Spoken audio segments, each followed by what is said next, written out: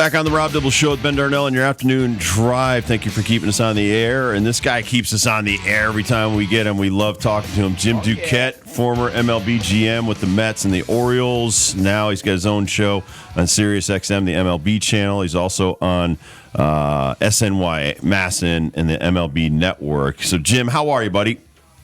What's up, guys? How are we doing today? We're doing good. We were just watching the Cubs. They're in rare form again today. Let me ask you about Peter Crow Armstrong, and used to be a Met. And I know recently you've talked about some bad trades and stuff like that. He was part of the Javi Baez trade that went the other way. You know, when you're making trades like that for a rental, and we're going to see some of these coming up here at the trade deadline, are people warning you, the GM, or are you basically saying, listen, the owner wants this to happen, the owner wants us to win a championship, we have to take some risks? I think, you're doing both, really. The key, and I think where the mistake was in the Pete Crow Armstrong evaluation was, I think that was the 2020 season, and he was injured, and they really didn't get a good look at what he was. And so, in that particular situation, the evaluation was incomplete, and they felt like, they knew the player, they were taking a guess, and you were feeling pressure from a new owner to make a deal. So, that usually you can point to certain factors on why they turned out the way they did. That's in that particular case, they didn't have a very good evaluation, but it was also incomplete because of the injury. So, this guy's turned out to be an incredible player, and you don't wish him bad at all, but you wish that Mets had a little bit better take on their own personal evaluation, because if they had, they wouldn't have included him in that type of deal. Obviously, they would have gone in a different direction. If Duran is dealt from the Red Sox, what do they have to get in return for it to be a success? Oh, that's a good one. So to me, there's two possibilities. First, they need pitching. So you could do, a combination of a impactful reliever and let's say a more of a back end starter. I hope that they would get better than that. I would hope that they'd get a, more of an impactful type of starter. But it's got to be, for me, it's got to be major league ready players. This can't be, Rafael Devers trade where they get back an injured pitcher, a guy they send to the minors, and then another guy that's going to be in the big leagues in 2 years. You're making your major league club worse that way, So, for me, that if they're moving Duran, it's got to be for a major league piece of some kind. And it could be a guy that you have for just a rental. I'd be okay with that if he was, let's say, if they made Dylan Cease available. You've heard his name mentioned. He hasn't pitched great, but his stuff, is electric, and in a different environment, he might be better. If that was a possibility, I'd be all for that. All right, so you got Manaea's on his way back. Is Senga close to being back for the Mets? And who would you want to try to get into that rotation if you could? Because I watched Montas the other day; he looked great. Peterson looked pretty good today. Holmes has looked pretty good. I mean, there's probably not a lot of room in the rotation, but you could always add an arm. Who would the Mets kind of have on their radar to add to their staff? Well, I think there's a couple of guys. So if, as an example, the Arizona was going to be sellers, that they have two starters, Kelly and Gallen. I would take the guy with the upside in Gallen, the strikeout stuff. Kelly's very good too, so I don't think you could go wrong either one. But I would target one of those two guys for sure. Those are the ones that seem to be available at the moment. Kansas City might have old friend Seth Lugo available. I love that dude. I would have interest in Seth coming back. This guy, he's turned out to be a good starter, and he's got 7 pitches. So I think there's a couple of potential options there, at least on that side of things.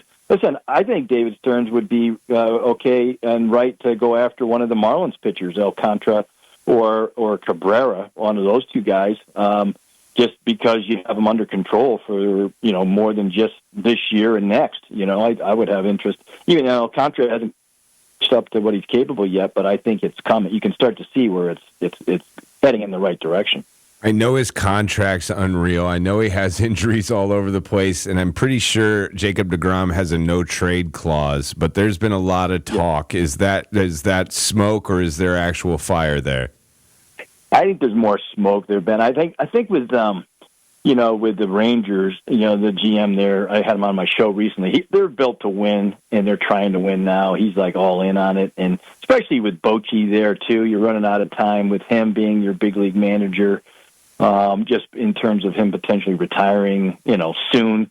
So, with the window open like it is, I just don't see them moving DeGrom. Now, if they had, if Tyler Mahle was healthy and John Gray was healthy, they might move one of those guys instead.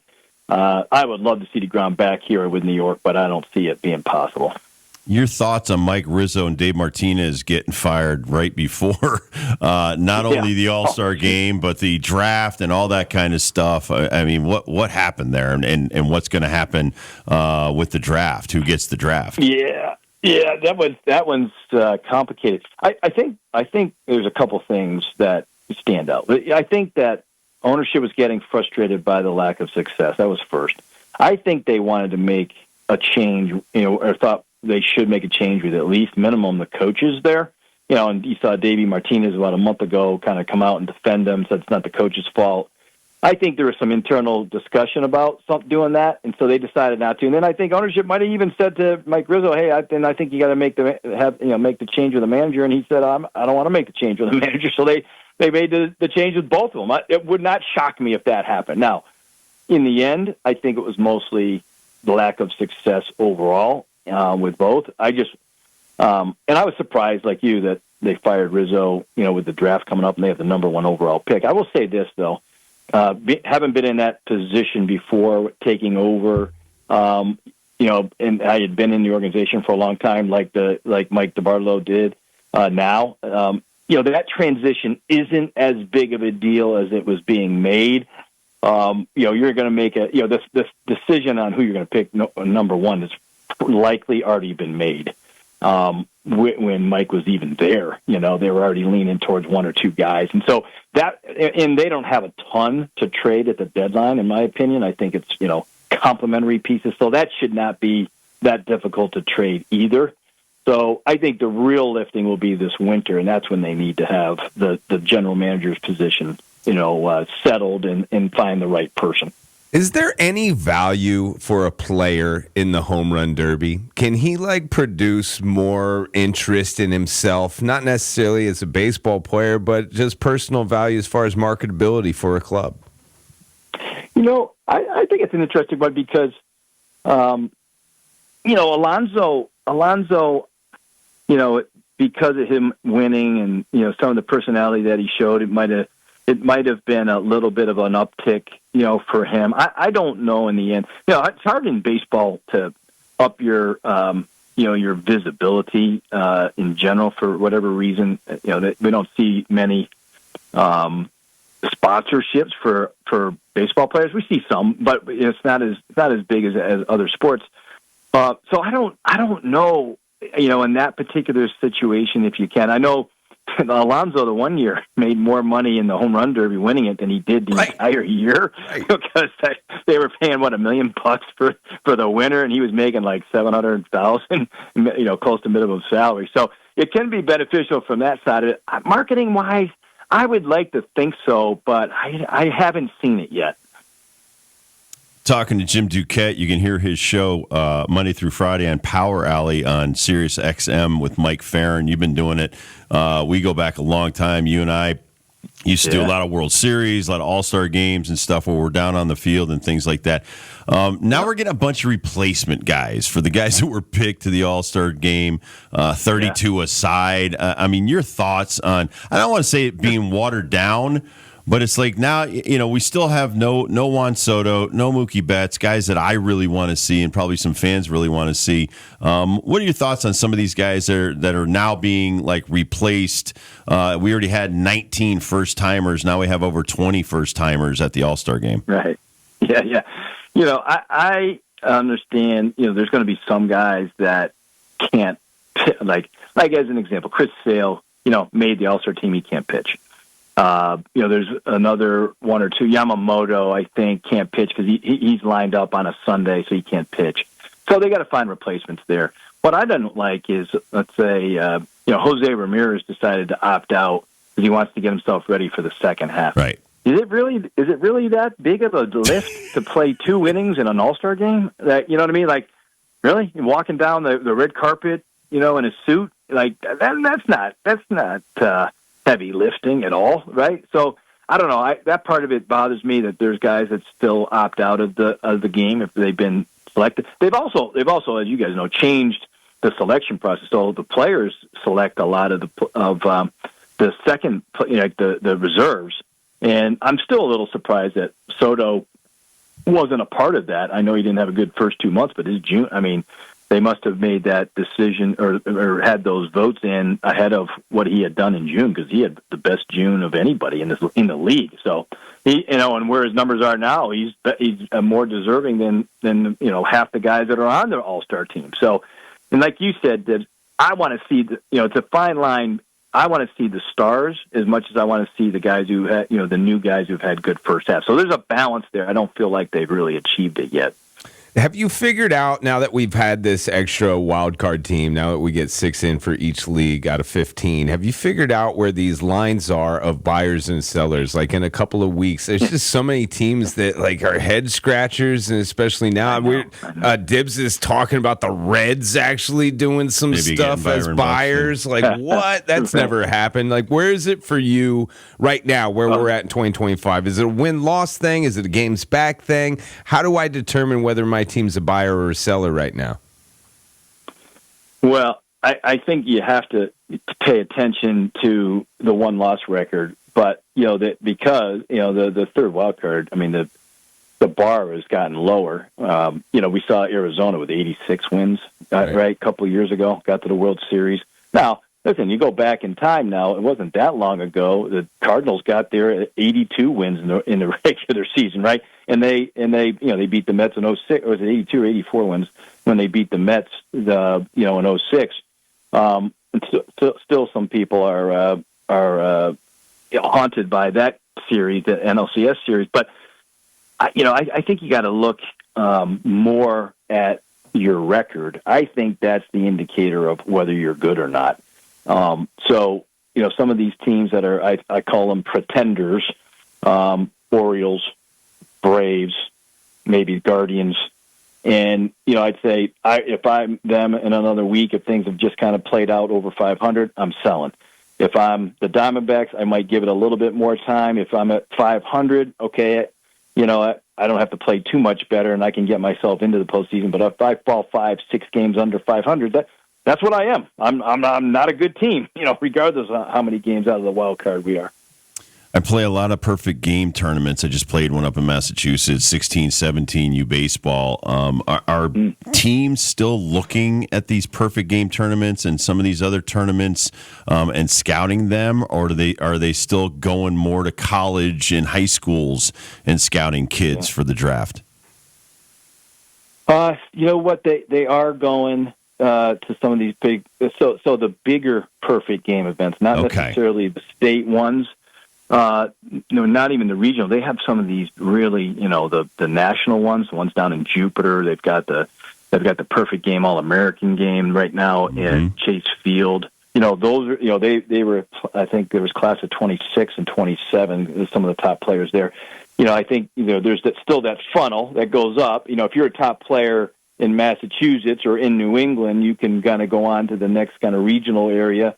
But then you got to be the top dog in the regional tournaments or showcases to move to the next level. And I think that's kind of how I would always, I suggested to players and advise them in the Mid-Atlantic area, and that's been kind of the MO here recently with them. So, yeah, and I think you can pick a couple of those events. I don't think you have to attend all of them. As you know, if you're going to those events, you know how expensive they are. Yes, I do. If you tell me Matt Holliday's son's playing, check, like I want to see it. Now that I've seen his son, Jackson Holliday, check, okay, that's a good pick. Do you have an early scouting report on Ethan Holliday, who looks like he's going to be the number one pick?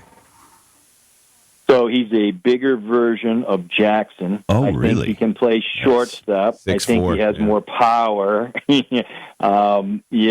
could end up at third, but he does it easy. He's 6'4", fluid swing, power, can hit. He had a little bit of swing and miss last summer, but he is really accomplished. And obviously, he's got the family lines there that also helps with the dad and his brother. So yeah, I think he's going to be, or he should be, the number one overall pick on Sunday. We'll see where he ends up going, but I really like him. I think there's no question he should be the number one pick. First of all, how's your daughter Lindsay, and where is she right now? And tell everybody, about kidney donations and organ donations and stuff, because you donated your kidney to your daughter years ago to save her life. Yep. Yeah, can you believe we just passed the 13-year mark? That's insane. This past June, it's insane. Holy cow. God Anyway, bless you. yeah, she's doing really well. Yeah, thank you. Thankfully, she's doing well, and she just graduated. She's looking for a job down in D.C. She's got an internship down there in the health policy side of things, and living in Arlington. I just bought her a new car. We went car shopping the other Dad. day. Wow. That was, hey, you want to talk about a learning curve, guys? Like, you got to know about leasing a car and exchanging your tags. Like, she had no idea about any of this stuff. It wasn't taught in college. Wonderful. There wasn't, But she's doing really there wasn't well. a course on that. As you guys know, there's no courses like that in college. Come on. Oh, my God. So, anyway, she's doing really well, thanks. Organ donation is so important. You can do it. Live donors are needed just as much as anything, but you can go check the box on your license, and you can change somebody's life. And it's changed her life for the better, thankfully. And, yeah, I get to have stories like this where we're sitting there going, hey, go test drive this car. It's That's it's awesome. a lot more... yeah, it's been fun, the whole journey. Continued good health to you and Lindsay. You going to Atlanta? I'm going to Atlanta on Sunday. I have Mets pre and post on SNY tomorrow night, and Saturday they're playing the Royals. So, I had to watch that game one today. Absolute crash and burn. Oh God, that was a rough game, man. Rough game. How much do they throw Stanek out there? We Like see every him day. all the time. All the time. I mean, the only guy who threw more back in the day was Dibbs. Like this guy. I mean, Stanek.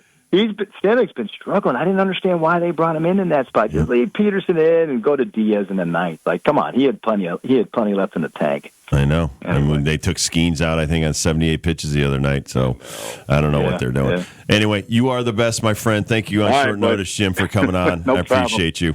All right. Thanks, talk Jim. to you guys soon. Yep. See Safe ya. travels. Jim Duquette, everybody. He's unbelievable. You got to check out his show, him and Mike Farron. They have the best guests on, but they basically pick apart everybody. Yeah. Every team, every player, every executive. So it's actually a really good listen. I learn a lot from those two guys every day. Every time I think why don't they do this and they do that, and then he kind of explains Yeah. the back end general management side. Like, okay, I guess so. But he knows what he's swear talking it's like about, backroom deals. Yeah. I mean, Yeah. they've got to do a deal here to get a deal there, and it's crazy. So anyway, Jim Duquette, one of the best in the business. We'll take a quick break. We'll come back, do Dibbles and Bits.